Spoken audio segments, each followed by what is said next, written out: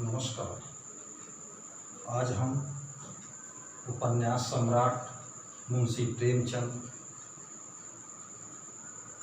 के जयंती के उपलक्ष्य में यह वीडियो आपको दे रहे हैं, आप तक भेज रहे हैं। यह मुंशी प्रेमचंद के जीवन, व्यक्तित्व, कृतित्व का एक समग्र अवलोकन है। मुंशी प्रेमचंद जी को उपन्यास सम्राट भी कहा जाता है। मुंशी प्रेमचंद के पुत्र श्री अमृतराय जी ने इनको कलम का सिपाही कहा, इनको लमही का सपूत भी कहा जाता है। हिंदी साहित्य के इस महान साहित्यकार का जन्म 31 जुलाई 1880 में वाराणसी के लमही नामक ग्राम में हुआ था। इनके पिता का नाम अजायब राय तथा माता का नाम आनंदी था। बचपन में कम उम्र में ही इनकी माता का साया इनके सर से उठ गया। बाद में सौतेली माँ का प्यार इनको मिला। मुंशी प्रेमचंद जी ने उपन्यास, कहानी, लेख अनेक रचनाएं की।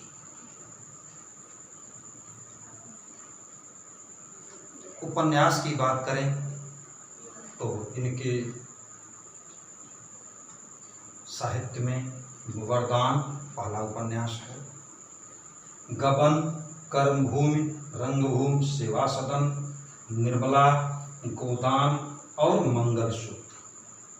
गोदान इनका अंतिम उपन्यास है जो इनके द्वारा पूरा किया गया।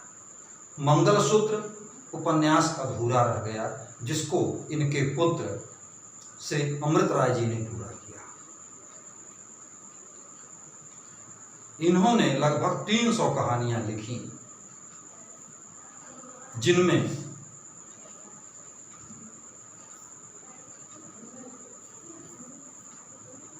कहानियों को मानसरोवर में संग्रहित किया गया।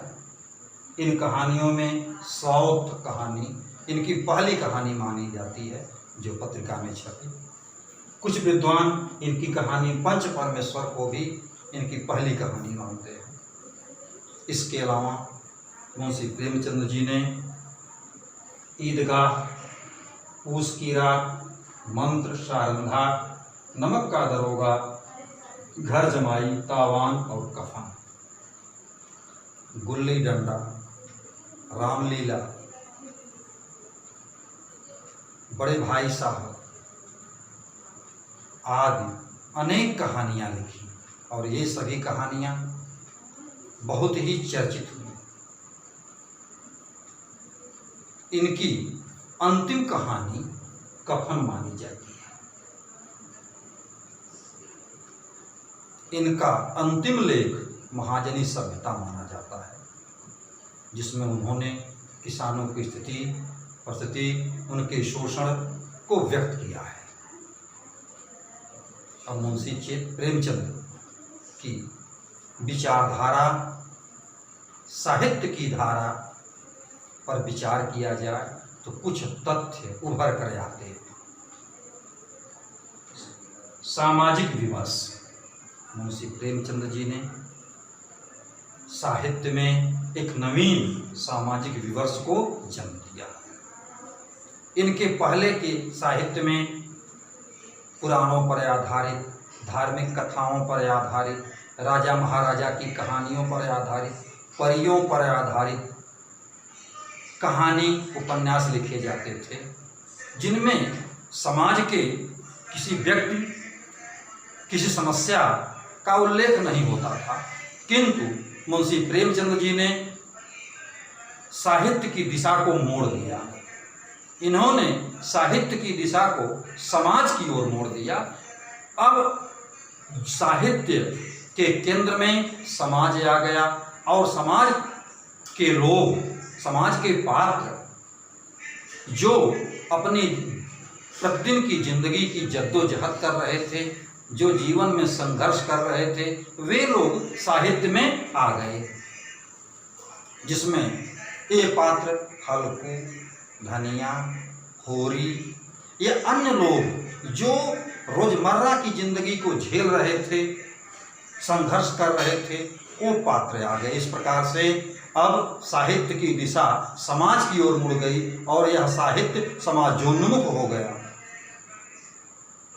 इनकी दूसरी विशेषता आदर्शोन्मुख यथार्थ की स्थापना की। इन्होंने अपने साहित्य में एक आदर्श की स्थापना की। विभिन्न समस्याओं को मुंशी प्रेमचंद जी दिखाते हैं और उनका एक सरल समाधान प्रस्तुत करते हैं, और यह समाधान एक आदर्श के रूप में होता था, एक आदर्श समाधान होता था। यहाँ आकर के उनके सभी कहानियों में जो भी समस्याएं हैं उनका एक आदर्श प्रस्तुत होता था, एक आदर्श प्रस्तुत किया जाता था, जिनमें इनका उपन्यास सेवा सदन, कायाकल्प, रंगभूमि, कर्मभूमि,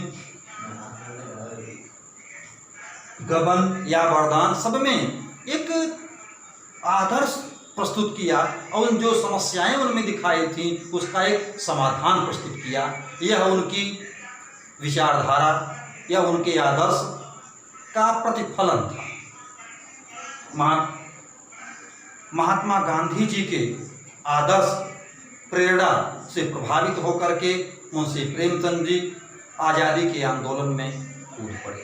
इन्होंने भारतीय स्वतंत्रता आंदोलन को करीब से देखा और जिया भी, और यह इनके साहित्य में प्रस्फुटित हुआ है। इनके साहित्य में महात्मा गांधी जी के असहयोग आंदोलन, चरखा कातने, बहिष्कार, स्वदेशी, ये सब चीज़ें कहीं न कहीं दिखलाई पड़ती हैं, जिसको मुंशी प्रेमचंद जी ने बहुत करीब से महसूस किया था। इनके साहित्य में तत्कालीन स्वतंत्रता आंदोलन की गूंज सुनाई पड़ती है। मुंशी प्रेमचंद जी के साहित्य में गांधी जी की छाप, गांधी जी की विचारधारा का प्रतिबिंब दिखलाई पड़ता है। 1921 में महात्मा गांधी जी गोरखपुर के बाले मियाँ के मैदान से जनसभा करके स्वराज का मंत्र फूंका था। इसमें मुंशी प्रेमचंद जी भी शामिल हुए थे। वहाँ से गोरखपुर में इन्होंने एक शिक्षक की नौकरी छोड़ करके आंदोलन में शामिल हुए थे। मुंशी प्रेमचंद जी के साहित्य में नारी विमर्श का भी अक्ष दिखाई पड़ता है। उन्होंने विभिन्न प्रकार के नारियों के चित्र अपने साहित्य में उकेरे हैं। उनका मानना था कि नारी पुरुष के समान रह करके यदि उसका सहयोग करती है तभी समाज का निर्माण सही ढंग से हो पाएगा। वह उसके साथ कंधा से कंधा मिला करके आगे बढ़े तभी देश का विकास संभव है। वह नारी की चंचलता के विरुद्ध थे।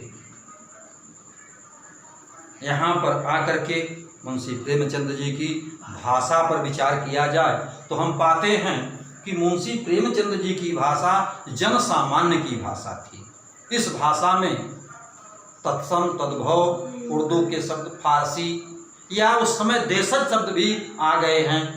देश, समाज, जनता के बीच प्रचलित लोकोक्ति और मुहावरे भी उनके साहित्य में दिखाई पड़ते हैं। उनका साहित्य भाषा की दृष्टि से हिंदुस्तानी भाषा का प्रतिबिंब है।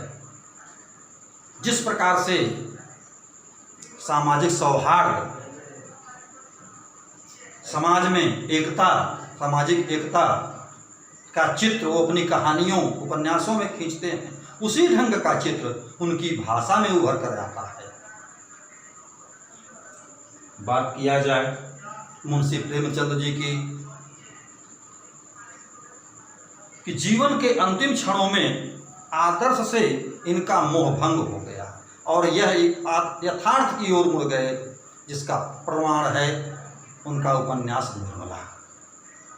इसमें दहेज और बेमेल विवाह की समस्या का चित्रण हुआ है, लेकिन इसका कोई आदर्श समाधान मुंशी प्रेमचंद जी ने प्रस्तुत नहीं किया है। यह उनके यथार्थवादी चिंतन का विस्तार था। इसी प्रकार से गोदान में भी आदर्श से उनका मोह भंग होता दिखलाई पड़ता है और वे सामाजिक यथार्थ, किसानों के यथार्थ का चित्रण करते हैं गोदान में। अंत में मरते समय होरी के पास केवल 25 बचे पैसे थे और वह गोदान देता है। यह एक समाज का कटु यथार्थ था, तत्कालीन परिस्थितियों से उपजा यथार्थ था। गोदान कृषक जीवन का महाकाव्य है, महाभाष्य।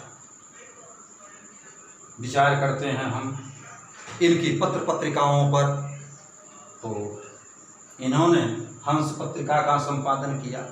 इनकी रचनाएं मर्यादा, जमाना, माधुरी सब में छपती थी। पहले मुंशी प्रेमचंद जी उर्दू में लिखते थे, धनपत राय, नवाब राय के नाम से लिखते थे।